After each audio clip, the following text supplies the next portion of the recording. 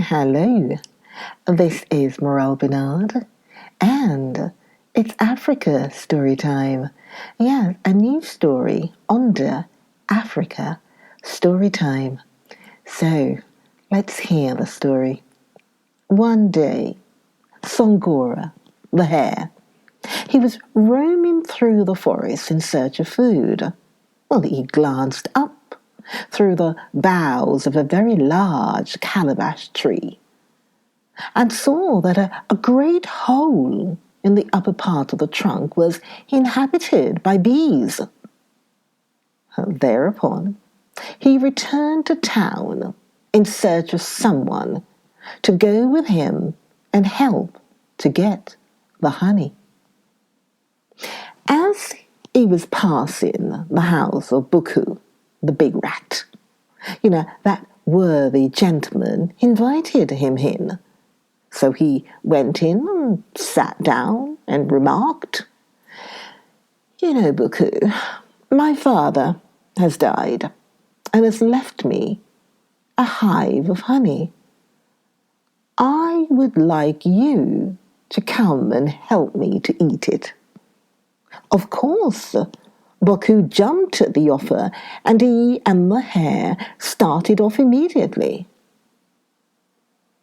When they arrived at the great calabash tree, Songora pointed out the bee's nest and said, "Go on, climb up." So taking some straw with them, they climbed up to the nest. They lit the straw, smoked out the bees, then put out the fire and set to work, eating the wonderful honey. In the midst of the feast, who should appear at the foot of the tree but Simba, the lion? Looking up and seeing them eating, he asked, "Who are you?" Then Songora whispered to Buku, "Hold your tongue, that old fellow is crazy." But in a very little while, Simba roared out angrily, "Who are you, I say? Speak, I tell you." Well, this made Buku so scared that he blurted out, It's us, only us." Upon this, the hare said to him, "You just wrap me up in this straw. Call to the lion to keep out of the way, and then throw me down. Then you'll see what will happen." So Buku, the big rat, wrapped Songora, the hare, in the straw, and then called to Simba, the lion, "Stand back! I'm going to throw this straw down, and then I'll come down myself." When Simba stepped back out of the way, Buku threw down the straw, and as it lay on the ground, Songora crept out and ran away while the lion was looking up. After waiting a minute or two, Simba roared out, "Well, come down, I say." And there being no help for it, the big rat came down. As soon as he was within reach, the lion caught hold of him and asked, "Who was up there with you?" "Why," said Buku, the rat, "Songora, the hare. Didn't you see when I threw him down?" "Of course I didn't see him," replied the lion in an incredulous tone, and without wasting further time, he ate the big rat, and then searched around for the hare, but could not find him. 3 days later, Songora, the hare, called on his acquaintance, Kobe, the tortoise, and said to him, Let us go and eat some honey." "Whose honey?" inquired Kobe cautiously. "My father's," Sangora replied. "Oh, all right, I'm with you," said the tortoise eagerly, and away they went. When they arrived at the great calabash tree, they climbed up with their straw, smoked out the bees, sat down, and began to eat the honey. Just then, Mr. Simba, who owned the honey, came out again and, looking up, inquired, "Who are you up there?"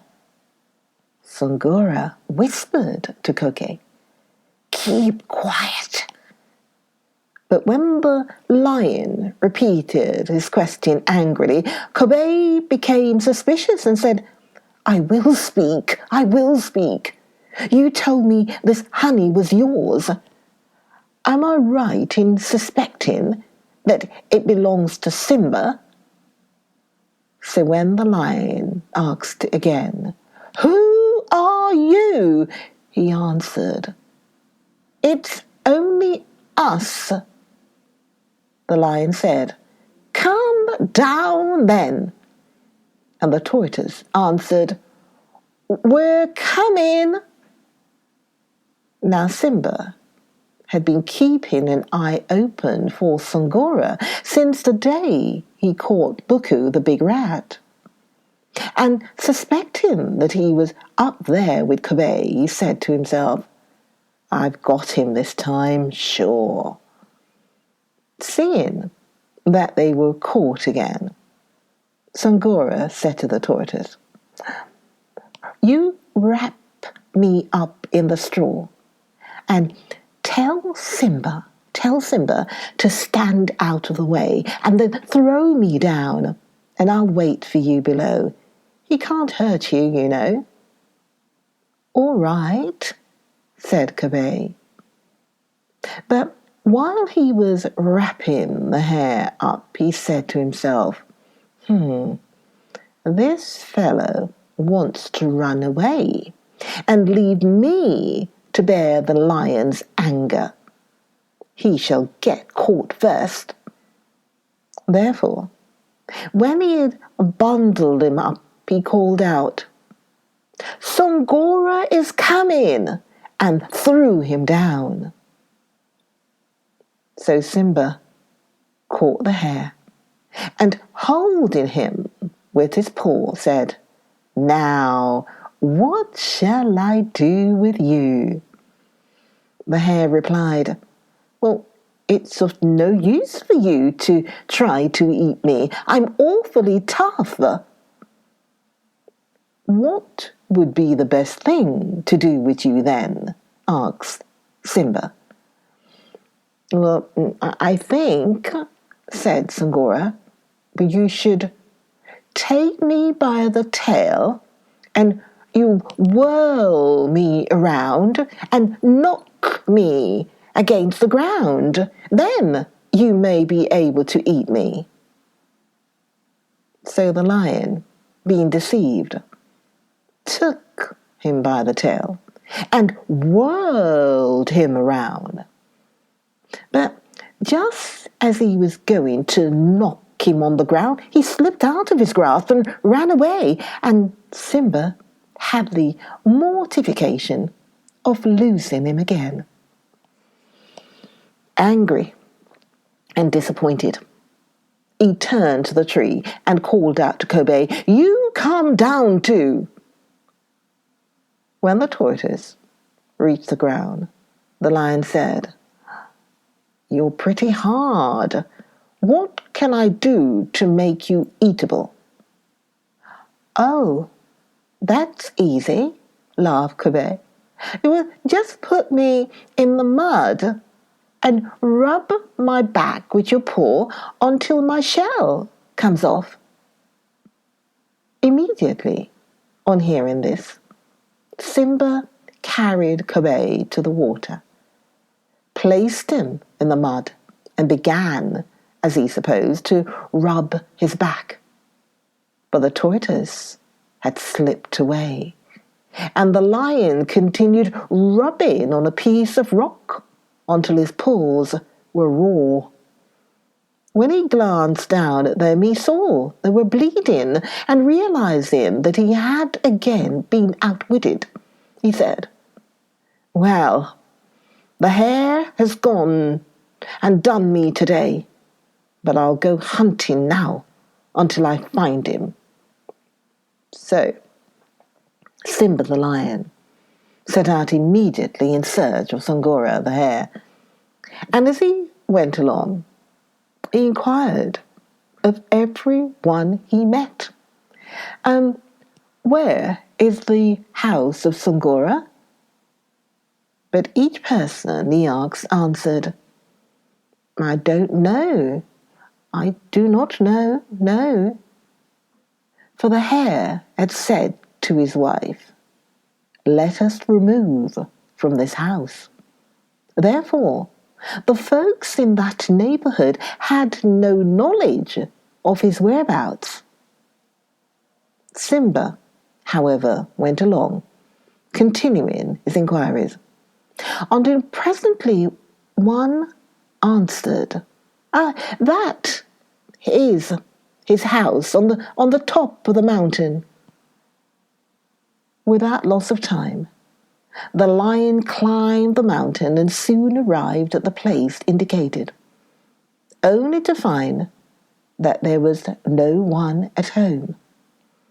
This, however, did not trouble him. On the contrary, saying to himself, "I'll hide myself inside, and when Sangora and his wife come home, I'll eat them both." He entered the house and lay down, awaiting their arrival. Pretty soon, along came the hare with his wife, not thinking of any danger, but he very soon discovered the marks of the lion's paws on the steep path. Stopping at once, he said to Mrs. Sangora, "You go back, my dear. Simba, the lion, has passed this way, and I think he must be looking for me." But she replied, "I will not go back. I will follow you, my husband." Although greatly pleased at this proof of his wife's affection, Sangora said firmly, "No, no, no. You have friends to go back to. Go back." So he persuaded her, and she went back. But he kept on, following the footmarks, and saw, as he had suspected, that they went into his house. Said he to himself. "Mr. Lion is inside, is he?"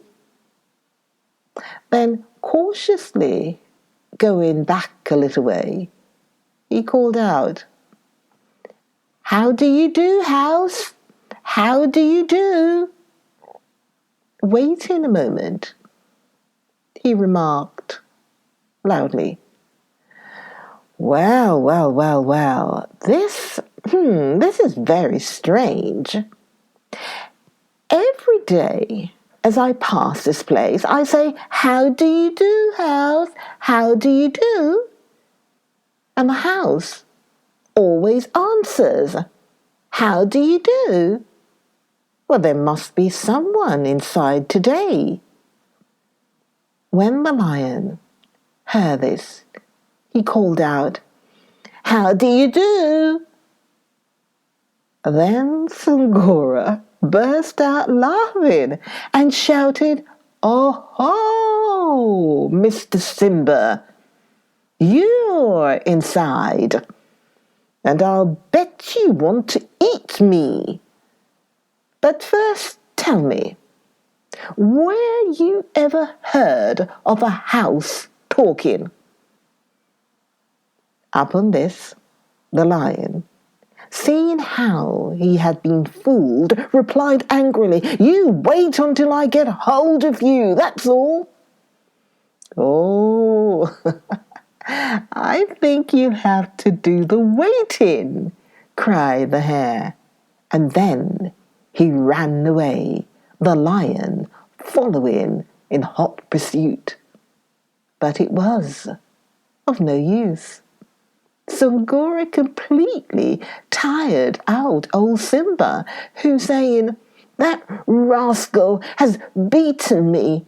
I don't want to have anything more to do with him."